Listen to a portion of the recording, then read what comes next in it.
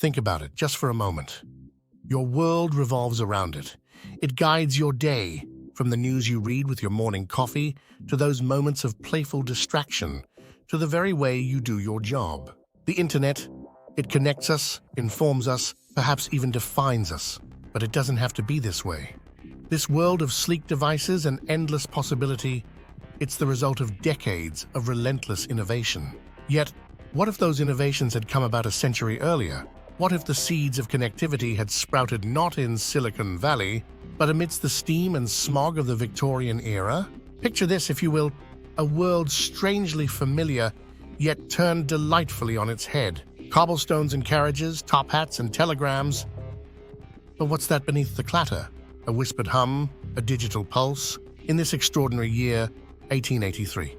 Imagine, if you would, the internet, but born a century too soon. Computers. Forget the marvels of glass and silicon, my friend. But what if sheer necessity forced their birth?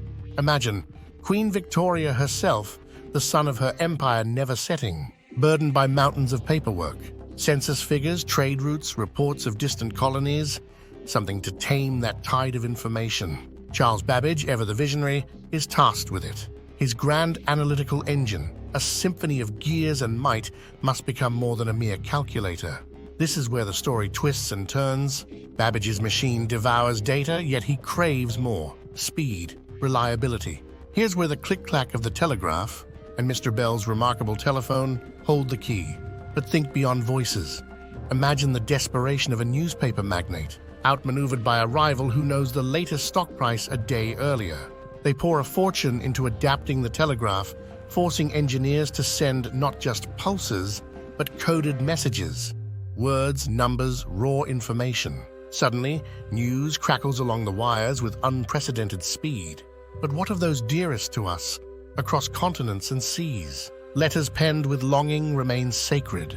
Yet imagine a time of war, or a corporation with branches spanning the globe. Electronic mail, once a curiosity, becomes a lifeline.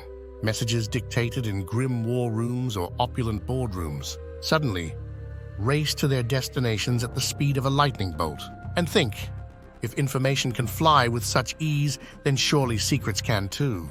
Think of Mr. Tesla now, his theories of wireless transmission not merely fancy but weaponry in the hands of spies and shrewd players of the great game of power. Change, however, rarely arrives without a touch of glorious chaos. Imagine bustling squares once filled with shouts and newsboys, now echoing with 100 disembodied voices. Advertisements once painted on worn brick are now booming, enticing, each trying to drown out the other. This sonic battle for attention, it shapes our cities, our language, and alongside the commerce, imagine the whispers of rebellion. Radical pamphlets once seized by police now flow unseen on the wires. Could a revolution be fueled by a simple telegram?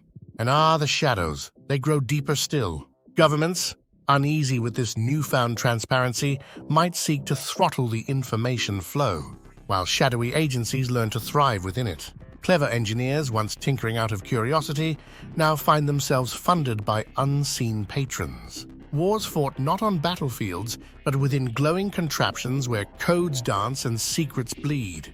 The seeds of both surveillance and liberation are sown in those flickering screens. Banish those quaint images of steam trains and well-mannered telegrams. History's familiar course is warped, twisted under the relentless hum of Babbage's progeny. Leap with me to April 1912, a world of imposing data centers and flickering vacuum tubes. This is the eve of a titanic disaster, but a cataclysm that echoes around the world with unprecedented speed. News of the sinking doesn't just rustle through newspapers days later. Live survivor accounts flicker on screens, not in perfect clarity, but a raw, low-resolution chaos that demands answers. The public's lust for information becomes insatiable. Mere printed words cannot suffice. Shipping logs across oceans are digitized, faulty rivets tracked back to their foundries, and meteorological data from around the globe converges upon the disaster zone. The truth becomes not just a story, but a data analysis challenge with global implications. Is it incompetence or calculated risk? The public, armed with information, rages. This was just a test, a tremor before the earthquake. Fast forward to 1914. Alliances crumble, not in hushed meetings, but under the weight of cold, hard facts. Imagine stolen telegrams revealing secret pacts laid bare on screens, troop movements predicted by vast machines digesting field reports. The fog of war has lifted. Panic reigns in boardrooms, where the stock prices of armament companies become as volatile as any battlefield. War rooms vanish, replaced by cavernous data centers where pallid analysts sway fortunes, not generals. But the information war rages far beyond the corridors of power. Propaganda, once the realm of crude posters, now whispers in every home. Imagine doctored images flicking across newsreels, manipulated statistics of casualties, atrocity stories amplified to fuel fury. The battle for hearts and minds is fought with the speed of an electrical current, turning neighbor against neighbor faster than ever before. Suffragettes, once battling for the right to speak, find their rallies coordinated across continents. Yet, so do their detractors, fueled with a speed and reach unmatched by whispered slurs or handbills. Every voice can be a rallying cry, but in this digital cacophony, whose rises above the din? Medicine has become a double-edged sword. The sharing of data thwarts epidemics at a pace never seen, while shadowy figures in government labs manipulate germ theory. Data on population density, transmission rates, all fodder for terrifying possibilities. And what of the mind itself? Freud explores the individual psyche, but could his insights be weaponized by governments to manipulate on a grand scale? Fear, rage, and confusion reign supreme amidst this torrent of information. This is not mere war, but a terrifying new dystopia where the battleground is the mind, the weapons are code, and the casualties number in the billions. What of great leaders then? Was a president like Lincoln, a master orator, doomed to be drowned out in this digital sea? Might his grand speeches be twisted, turned into mocking memes spread with horrifying efficiency? Or could that voice be amplified, his wisdom and compassion reaching far wider, faster, a beacon in the digital storm? Could his words heal, or would they be torn asunder in the relentless tide of this information age? Share your vision below. Would a figure like Lincoln triumph or be buried beneath the weight of history unleashed? Let us leap yet again, squinting through the haze of this alternate past to glimpse our present. No sleek, pocket-sized devices here. Imagine instead towering machines humming with the heat of vacuum tubes and the clatter of punch card readers. These vast search engines are the titans of our time, their tendrils reaching into every corner of a steam-powered world. Great fortunes are won and lost not on the backs of microchips, but on controlling, processing, and weaponizing the ceaseless flow of information. Cities themselves are transformed, crisscrossed with a labyrinth of wires and glowing pneumatic tubes, carrying not just messages, but the raw data upon which empires rise and fall.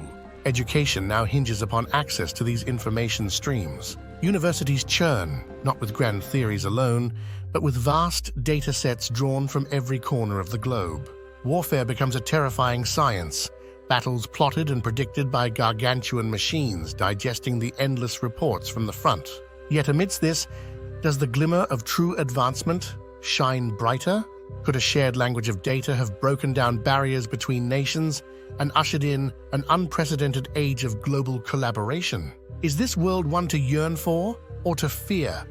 Would we be trapped in a gilded cage, our every thought, every transaction monitored and analyzed by unseen masters of information? Or might this hyper-sharing break down old hierarchies, ushering in a radical transparency no government or tyrant could withstand? Is control born from data inevitable, or can we harness it for good?